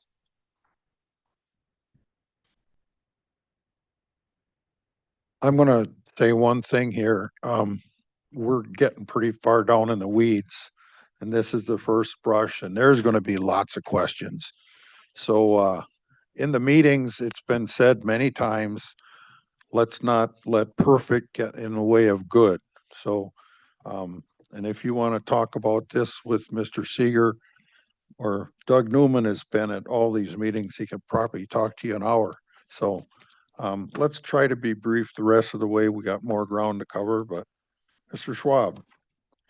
Thank you, Mr. Chairman. Thank you for being proactive and bringing this to us, and proactive. I mean, this has been going on for months already, that you've been thinking about this and how this problem can be solved. And as we think about that, I think we have to recognize that serious problems are rarely solved by governments just simply throwing money at things, right? And when we look at several areas in the country where they just threw a lot of money at social programs and other things, and we look at the fraud and stuff that was created. I'm glad we're not going to take that approach here, because nobody wants to have a blank check, because we do need those efficiencies. And I'm glad you emphasize the efficiency of the volunteers and the paid on call staff as a way to keep moving forward. And as we look at this, it isn't just that, but we need to look at every efficiency, and I'm glad equipment as an efficiency and sharing equipment has already been mentioned as well. As we look at this, we do have a plan for equalized collection, other than the TIF districts that Supervisor Krebs so eloquently brought up. What I'm concerned about is equalized distribution, because it seems to me that there are some fire departments that are well equipped. There are some municipalities that are doing an excellent job of that. And I think that those departments and those municipalities are already assisting their neighbors via the MABUS systems. And that's good. We want to help our neighbors, right? But it's not a bottomless pit. And so as we look at this, we also need to make sure that we have equalized distribution. It's important. Yes, we want to provide the services. We want to provide a quality service. But as we look at this, in the end, it does need to be equitable as well. That's it. Thank you. I'm going to let Doug Newman have a chance because you've already spoken, Supervisor Conrad, but you're next. I promise not to talk for an hour, as the chairman said, but I don't know where to begin. I guess I cannot tell you the countless meetings that have gone into this proposal and this idea over the last, I don't know, 2 years or so. And these meetings are hours and hours and hours. Some of them very productive, some of them very contentious. But what it does do is it brought everybody together. The executive said that a few times. You put fire chiefs in a room, chief electeds, and then some administrators. Everybody looks through this through their lens, through their interest. Those are interesting meetings. Everybody's arguing over who gets a piece of what pie and how it gets distributed. And there's so much that's been gone into this, and to some of the concerns about consolidation or shared services, those things are happening. This has started that process. There's models out there, I think, continuously improving to share those services, because they know we have a lot of equipment and personnel issues all over the place. To get these fire departments and even the municipalities to open their books, open their operations, share all that information, that's a win itself. Fire departments are very proud, and conservative, it's their business, they're proud of it, but they've all come together and it's been a great process. I think we are getting very close to a proposal that is agreeable amongst that group. And it was time to bring it to this board, because a lot of you are getting those questions and may not know as much as I have, because I've been involved in it for quite some time. But this does have the potential to be a great partnership and be that funding tool that both the fire departments and the municipalities need that they don't have. The county has that tool in a toolbox. So my final statement is, this does take a little time. We've been looking at several different proposals, and the idea is, we want to get this right the first time. We don't want to come back and learn from mistakes if we don't have to from rushing it. So, I'm hopeful that we're going to get there very soon. But I'll continue to be part of the process, and anybody has questions, they can ask me more details outside the meeting. Thank you. Thank you. Supervisor Conrad. Thank you, Chair. And yes, this is obviously a very important decision, and our fire chiefs, the volunteers, I mean, it's in their blood. They're multi-generational, so they are, extremely passionate about this, and thus that comes through, in the meetings. But I just wanted to share a thought again too from one of the chief elected officials within my district. Going back to, the private ambulance services, like Slinger, we spoke of Slinger Fire Department, how they utilize Lifestar.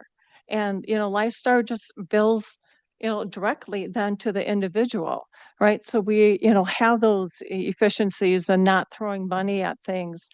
And they, you know, can help provide backup to the volunteer services. And that does occur. We see that, in the news and all the reports, of the fires and accidents that occur all the time, really all that true support. But this one chief elected official is, why aren't we seriously exploring that, that model of Slinger and Lifestar for the county, at least, even as a backup, but, or primary. If some could speak to that and have that on public record would be appreciated. Why is it, are you asking why is the county not considering just having one contract with Lifestar? Is that what you're asking me? Well, so yeah, I think I said it before, going an RFP and having us get a proposal for one countywide EMS is absolutely possible. You significantly change all of the proud tradition that you just advocated for all of the other 12 departments. I think the question is, how do we keep doing what we've been doing, but make it stronger and better and bend that curve over the time? Which is, to put it even more simply, you can make change by revolution or you can make change by evolution. I'm not a big believer on revolution until you absolutely have to do it. If you read the words of the Declaration of Independence, they don't throw off bonds of the things that hold us together willy-nilly. It takes a moment in time where it requires everything to be thrown to the air and start over. We're not there. We're not at a time where we should take down the other 12 departments so we can have one cheaper model that, like any business, will increase over time as well. Is it perfect what we're proposing? Heck no. I think the one thing that needs to be acknowledged when we talk about any private ambulance service is there's nothing free about it. And I'm not talking about they simply bill the person they're picking up. That's irrespective of this conversation. The private ambulance companies, Milwaukee is one example, Winneconne is another example. They're no longer doing the free delivery service that you're describing in Slinger. Is it happening there today? 100% it's happening today. There's probably also a reason they have a 1-year contract with Slinger right now. They offered Kewaskum, I believe, $20 per capita, $40 per capita service. So for us to go down that path, it's not a true apples to apples comparison. It isn't going to be free, certainly not forever, even if it is in the first year. While I'm not opposed to working with Lifestar or Bell or any of the private providers, I'm most interested in how do we protect that 150 years of tradition and proliferate it for the long haul, so that 150 years from now, they look back and go, I can't believe those guys saved this thing. That's the real goal. As Supervisor Schwab said, simple problems require simple solutions. Complex problems require complex solutions. And this is a complex problem. It's not as simple as, let's just go out for RFP and solve it, in my opinion. And I do think there is a challenge in particular in Slinger, and I don't mean the village directly, I mean in the Slinger Fire District, that is something unique and different than what everybody else has.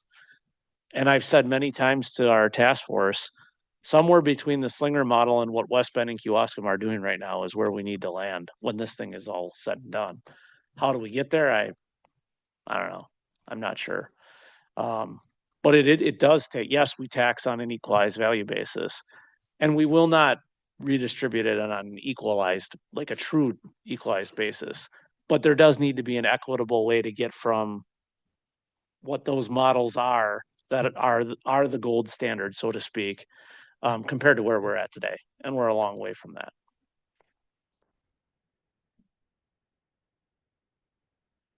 Seeing no one else has questions or comments, we'll move on to the next item on our agenda, which is the 2026 Employee Town Hall presentation. Mr. Showman?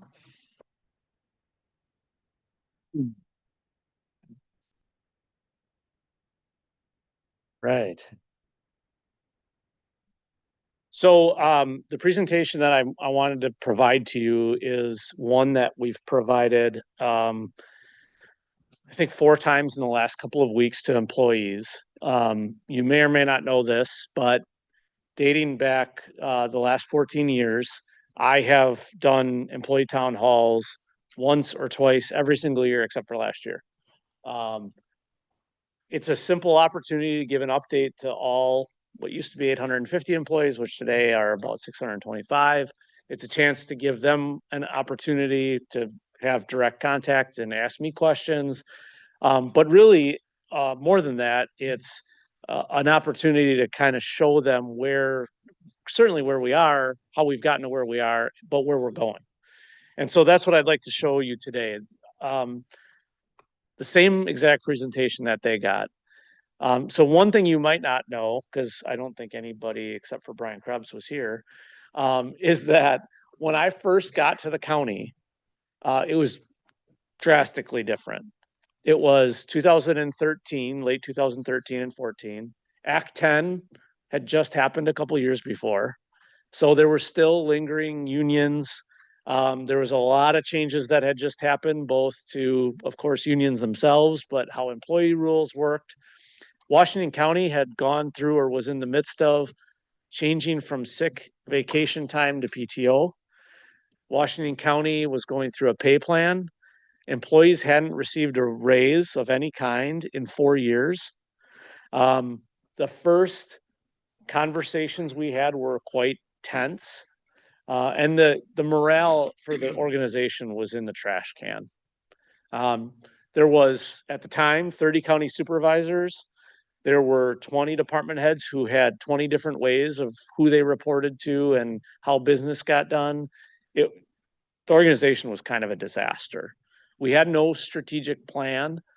We had a list of strategic priorities that even the supervisors who interviewed me in October of 2013 kind of forgot that we had because they had been sitting on a shelf for a while by then. I literally told them in an interview, what do you think of this stuff? Are you interested in doing it? And they all kind of looked at me like, oh my God, that's right, we did do that. And I said, well, if you're interested in doing this, then hire me because this is exciting. And if you're not interested in it, don't hire me because I will be bored out of my mind. They hired me, we did it in 18 months.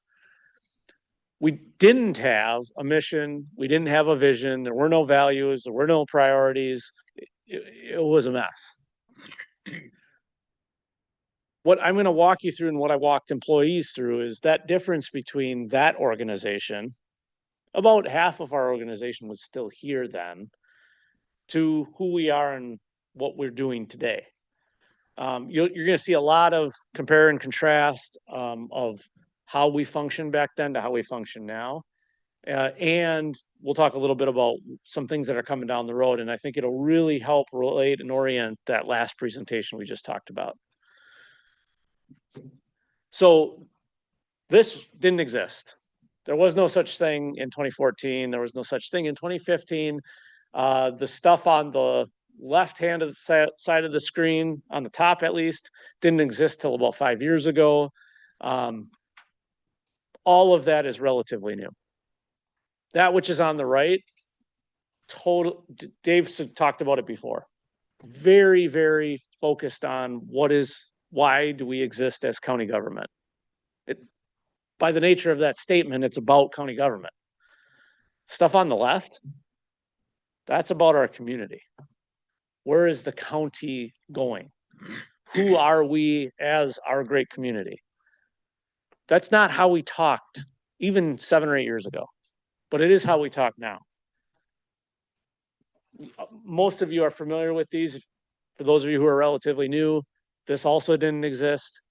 We do all kinds of stuff around this now. We have employee appreciation event and our value award winners every year. We talk about these things pretty frequently. Hell, I literally fill out birthday cards most times during your meetings while you're all talking. And I reference values and I reference our priorities and thanking people for living them each and every day. So the real difference in where we were compared to where we are is that probably best espoused in the shift that you made from county administrator to county executive.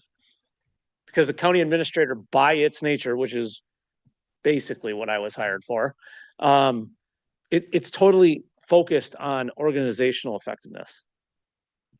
And it's totally focused on county government, the business. And the county executive, as evidenced even by having a cabinet sitting here and having a county executive's office and having a communications department, is very focused on the future and the community at large. And it's not that it's not focused on the organization, it is, but it's a both and. We've made a big shift in the last 7 years, and I want to talk about a few more of the reasons and the methods, how and why. Some of you have probably seen this before. I talk about it all the time. I share it with staff constantly, and this is not meant to be a diss. It's not meant to be a criticism. This is every part-time elected official of all time, not just the special people sitting in the 21 seats across from me right now. The challenge of being a part-time elected official is also the reward of being a part-time elected official. The x-axis, the up and or the up and down axis is professional development, continuing education, learning. And of course, the bottom is time. And as a part-time elected official, as you all know, most of you, except for Mike Schwab, come here twice a month. Some of you come more, but most of you come here twice a month. You're here for a couple hours. You read a packet for a couple hours. You probably get a phone call or two, maybe an email. And that's the extent of learning month over month over month over month for however long you decide to be here. Staff, especially the lower in the organization you get from an organizational chart perspective, they have professional development requirements. They have continuing education. They are experts in their area. And their learning is exponentially rising, which creates a massive gap between what you need to do to make public policy and what they do each and every single day. And I could give you an abundance of examples just from these town halls of how big that gap is. And the way that they talk in their day-to-day operations is probably similar to what you do or had done in your profession. It's very technical. It's very expertise driven. It's very data driven. And the way you talk, if you listen to these conversations, it's generally hopes and dreams. You're talking in examples and stories, what literally is impacting the lives of the constituents that you serve. So that gap has really widened actually in the last 7 years. It's hard to communicate across 140,000 people. Hell, it's hard to communicate across 20 department heads and 21 county board supervisors and 6 constitutional officers and 625 employees. So that gap management is a real serious challenge. It's why you have built a cabinet. It's why you have a county executive to help try to make sure we're managing that gap and answering the questions, many of which you've asked today. But the chaos, Brian will remember, I gave a presentation 13 years ago that had a guy with canes hooking cats running all around him. That was literally my job for the first 7 years here. You can go to the next one. That 10 committees and 30 supervisors and 20 department heads who all report differently, that was nuts. We're way more streamlined today. We're way more organized. Quite frankly, maybe a little bit too siloed to the point that we're in the midst of doing some organizational restructuring, even with cabinet members, having much more cross-pollination between what you see up on that screen. But we are very priority driven. We are very vision, mission focused. And the ethos defines how we work. If you go back and you look at that first strategic priorities document that I started with, I think Brian helped write, and all the rest of you were probably still in middle school. That document was extremely internally focused. The PTO program that I talked about a minute ago, how many benefits do you think that has to a constituent? Not some tangentially, I suppose, but not a lot. The pay plan that took like 2.5 years to get through and 3 or 4 years to finally execute, that one 14 years ago, same thing. That was a lot of what the priorities of the organization were. Most of you helped write that document that's on the screen. And you can attest, there's 22, 23 priorities in that document. Almost all of them are focused on the outside, the community, the constituency. That's quite a change. I told the employees when I gave the presentations, we don't have these organized in any necessarily number 1, number 2, number 3, number 22. But if I had to pick 5, I'd say the top 5 are probably maybe one other, but probably these 5. We just spent, I think Chairman said 2.5 hours talking about fire and EMS. We've never been directly connected to that business before. All of these things are, even if they have an internal component, they're very externally focused. We talk a lot more about how things impact the people of this county than we do just talking about the county organization itself. And nonetheless, there's plenty of internal priorities that are connected to that. The campus master plan is a great example. You can literally walk in and out of the hall and see it happening in real time. But what I've enjoyed and what I think is really great about this transformation over the last 7 years is when we talk about doing things like that, no longer are we talking about how many square feet do we need to make sure that the highway department has what they need. Yeah, we do talk about that. It's important data that the building committee is talking about in real time. But we really talk about bigger things like, how do we get as much of this land back on the tax rolls as we possibly can? And how do we then transform that land, not just onto the tax roll, but then something that's meaningful for the community long term? Think about AI. I asked employees in all of these town halls, tell me how AI is impacting you. How many of you guys use AI every day? Okay. How many of you have a smartphone? Okay, everybody in the room is using AI every day. You don't even know it. Then I asked them, how do you think AI is impacting the community? And that's the same response I got. But it doesn't take long and they start talking about the things that you guys are hearing about from constituents. What's happening to our water supply? Where are those distribution lines going?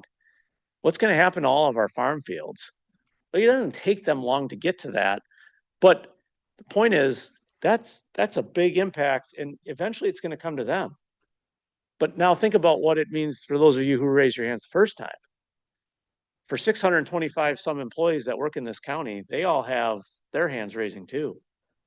And they're all going to have an impact on how do we deliver dispatch services? How do the behavioral health managers manage clients anymore? How does their software system work that connects all of those things if there is one? Each and every single day, it's going to have a huge impact on the work they do today, but it's going to have immense impacts in the next 5 and 10 years. 14 years ago, when we went through what had happened and why they had 4 years of zero increases and why Act 10 happened the way it happened, I said to every employee in that room, and we did 5 or 6 of them, everybody sitting in this room, I can't promise you're going to have a job in 5 years. I can't do it. Some of you are going to be in different jobs. Some of you aren't going to work here anymore. And I said the same thing this last time around in the last few weeks, because AI is going to force that. And it's scaring employees, and it's scaring people in the community, and it's scaring people in this country and this world. But what I can tell you we will do is we will do everything we possibly can to empower the Washington County employees in their particular area of expertise on how best to use it to empower their work within the confines of what we need to do in county government. The strategic priorities that you're going to contemplate next year are going to have impacts both internal and external. And they're going to lead to long, difficult discussions about things like AI that will have huge impacts internally to county government and the business we do. And huge impacts to what happens to Washington County in the next 150 years. And they're going to have direct impacts to things like our pay plan. Because if we want to keep having a very front of the spear type of a pay plan that rewards people for autonomy, mastery, and purpose, then I think AI and how it works in their individual work is going to be a huge component of that. So you probably all know this because I know you all read every email you get. But here's just a quick update. This is exactly how I send it to employees because they don't read their emails either. Not that there's anybody in here who doesn't read their emails, but phase 1 is largely done for the project that's here. Phase 2 and 3 will be done by the end of the calendar year. If you've been watching the building committee or the public works committee, you know that the PAC, whatever the future is of that, that is in active conversation. The architects are doing the analysis. We literally are having conversations every day about what's next. All of that is staged to begin and just being discussed and approved by you in 2027. I said before, every one of our priorities today, the 22, have some internal and some external impact, and this is the best example of it. What you're looking at, I assume most of you are oriented to this, but the colored area, top left-hand corner, is where the PAC currently sits. You can see it's not there anymore. All of that property is on the property tax roll if this is what we decide to execute. If you look at what does that mean? Yeah, go ahead to the next one. Here are 2 potential locations for a new building. Now, I'll tell you a little story that I shared at the first one because Julie Driscoll really loves it. We have been having the architects go through and talk to the people in the current PAC. See how much she loves it? And ask them, what kind of space do you need? What are the needs for your office? What would you like to see? What kind of improvements can we make? All the things architects say that, they're pie in the sky kind of people, if you've ever worked with an architect. And so they've come back with some of that information. The first session I had was with Julie's people over in the PAC, and they're very excited. That building's a pile of junk. We build cheap. Don't build things cheap. Be conservative, but not cheap. That one's cheap. So they're excited that that one's going down. And I said, we've heard you. We know that everybody wants more space, and you all want a corner office, and you all want to have windows. And so we're making a circular building with a garden in the middle so that everybody has a window in their own office on both sides. And there's more to that story that I'll tell you some other time, but it was pretty funny. They realized I was joking fast. But this, as you can see, these scenarios, so what you're looking at in the center is the footprint for that white blob is the footprint for the government center and the justice center. To the northwest is Fair Park School, and to the southeast are the 2 potential areas we're looking at if we are to build a new facility.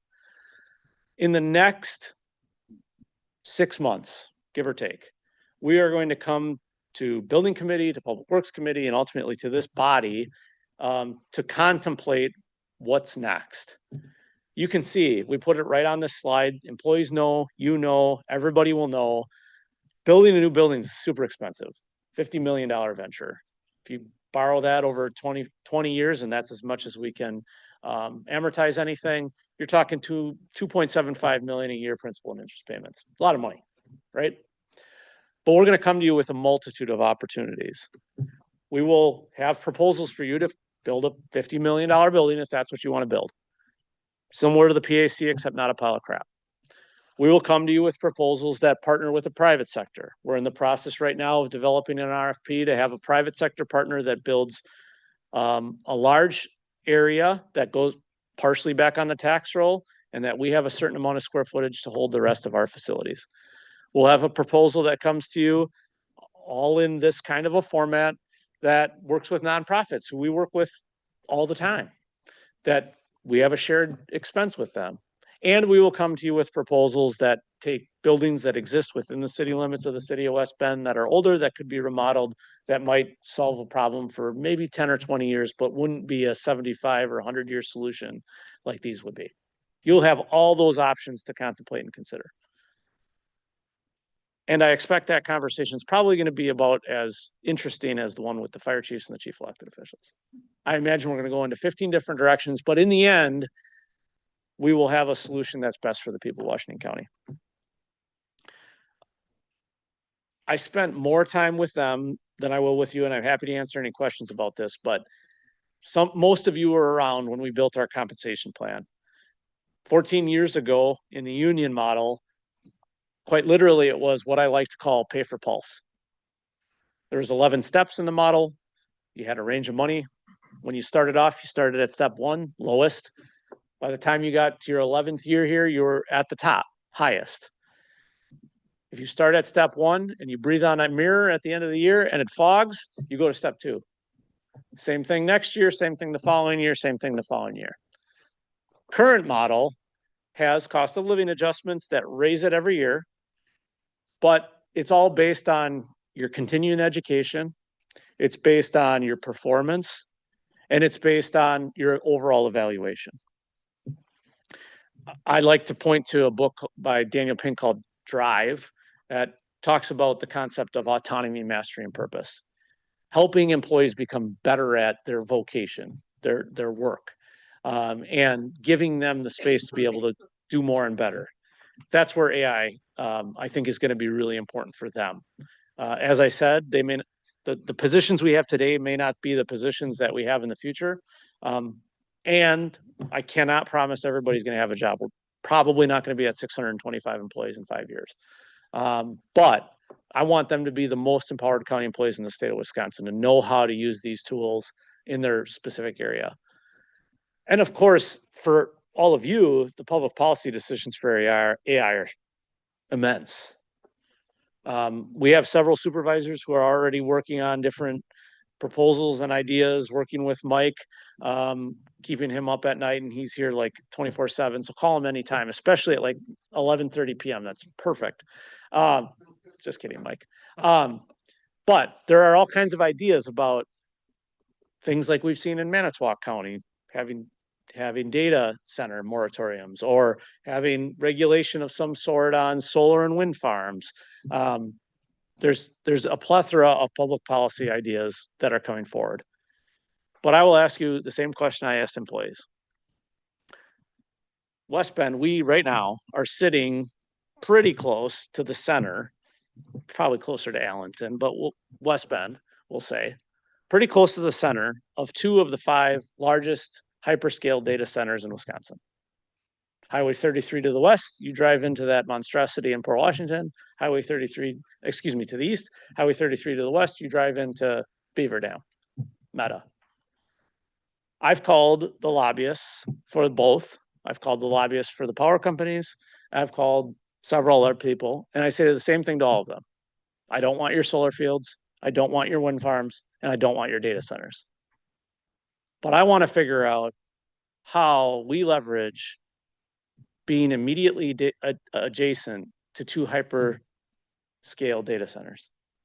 What can we get from being that close to them without having to have all the crap that they're dealing with? There's got to be something. Those are billion-dollar facilities and trillion-dollar companies. That's the public policy discussion and question I think we collectively have to try to figure out.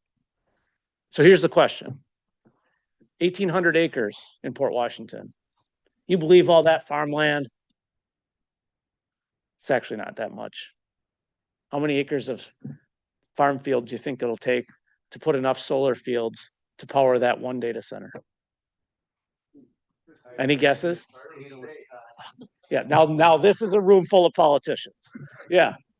I had a couple employees that said, Put a nuclear power plant on 115 acres. preach the gospel, brother. I agree. But how many acres of farm field do you think it would take to power just Vantage data center? Pardon? Yeah, I estimate about 60 to 70,000 acres. Wait, solar? Just solar. Just Not solar. nuclear. I'm all there. I'm all there. But our current Wisconsin energy portfolio plan says we're building wind and solar. It doesn't say we're building nuclear. We should be, in my opinion. But that's neither here nor there. When I talk about AI out in the community, yeah, I'm concerned about data centers. I am. It's a fraction of what I'm concerned about with solar farms and wind farms.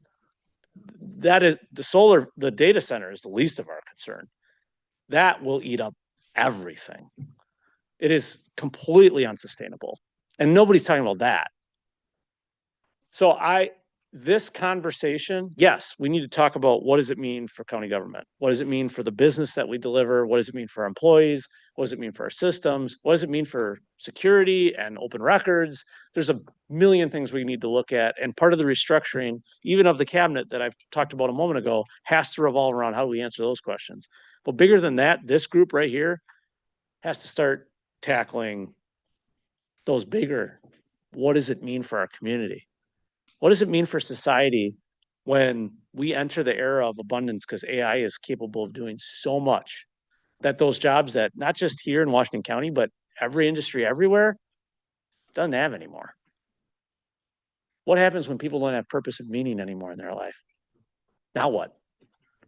That's the stuff I think we collectively as elected representatives need to contemplate. So I mentioned pay plan a few minutes ago. Of course, I spent more time with employees. They're hyper concerned and interested in this. You see, I emphasize the Daniel Pink stuff. Again, autonomy, mastery, and purpose. But most of all, I want you to know this. The pay plan that you've all instituted, there's 3 tiers to it. And when you get through the first tier, when you hit that point, you're at the 75th percentile of all of our comparable counties. That is very good. The goal of Daniel Pink's book, Drive, is take money off the table, make it a non-issue. Now, that doesn't mean we pay a social worker as much as you pay a CEO. It means in the realm of social work, or in the realm of dispatch, or in the realm of sheriff's deputies, we are highly competitive. If money is your issue, it is solved, as long as it's in that space. But if you have a cultural issue, go somewhere else. It's fine. We don't have a problem with that. If you don't agree with how policy X is implemented, that's okay. But hopefully we've taught you a few things, and God bless you. Move on. But if it's just about you want to get paid as much or more than the next county over, we're very competitive. That's the goal for the next round of the pay plan. But it ain't cheap. The last time we did this, it was about $6 to $7 million increase in expense. Now, it will not be that, because we went from a pay for pulse plan to a merit-based plan. But it's not going to be cheap either. So when I said earlier, we've got a window of like 6 months. I just presented to you 3 projects that are multi-million-dollar in nature. And by projects, I mean public policy decisions that you're going to have to wrestle with and contemplate in the next 18 to 24 months. We either make this decision with fire and EMS now, or it's not going to get made. So I'll end where I started, and I'm happy to take any questions if you have them. I mostly wanted to make sure that you all were on the same page as the rest of the employees, as the cabinet. You're aware of what's being communicated to them. I haven't done that necessarily in the past, but mostly that's because I was echoing what was happening in this room monthly. Thank you for the opportunity. This organization, the direction we've gone from 14 years ago to today, I think is absolutely epic, and we're doing it better than anybody else in the state, and I would argue better than anyone else in the country. And your partnership, your cooperation, and your work is a big reason why. So thank you. Thank you, Mr. Chairman. Thank you. Do we have any comments, discussion, questions?